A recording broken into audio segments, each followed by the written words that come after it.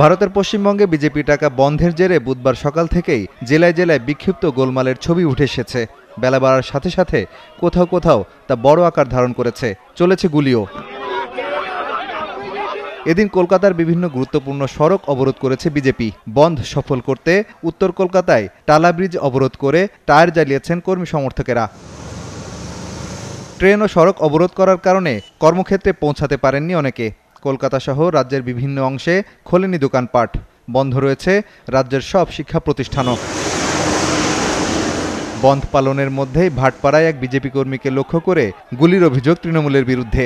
ভবানীপুর সহ বিভিন্ন এলাকায় পুলিশি বাধায় রাস্তায় বসে পড়েন অনেকে। কলকাতায় রাজ্য সরকারের খাদ্য গুদাম ভবনে তালা ঝুলিয়ে দিয়েছেন বিজেপি কর্মী সমর্থকেরা। বেশ কয়েকটি এলাকায় ট্রেন ও মেট্রো বন্ধের চেষ্টাও করেছে তারা। সোনারপুরে ট্রেন অবরোধ করতে গিয়ে 15 জন বিজেপি কর্মী সমর্থক আটক হয়েছেন। পুলিশের সাথে ঘটেছে হাতাহাতির ঘটনাও। রাজ্যের প্রায় প্রতিটি জেলায় বন্ধ সফল করার চেষ্টা করেছে বিজেপি, আবার বন্ধ ব্যর্থ করতে পাল্টা পিকেটিং করেছে তৃণমূল কংগ্রেস। সব মিলিয়ে গোটা রাজ্যেই চলেছে উত্তেজনাকর পরিস্থিতি। जितना डिटेन करेंगे उतना लाखों लाखों लोग आएंगे। ये जनता का रोष है, ये जनता का आक्रोश है, जनता ने रास्ते के ऊपर आया है।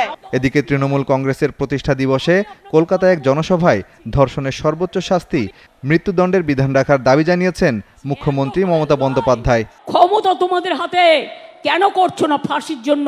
যে এইসব ধর্ষণ করলে ফাঁসি হবে, কেন এই আইনটা করছো না?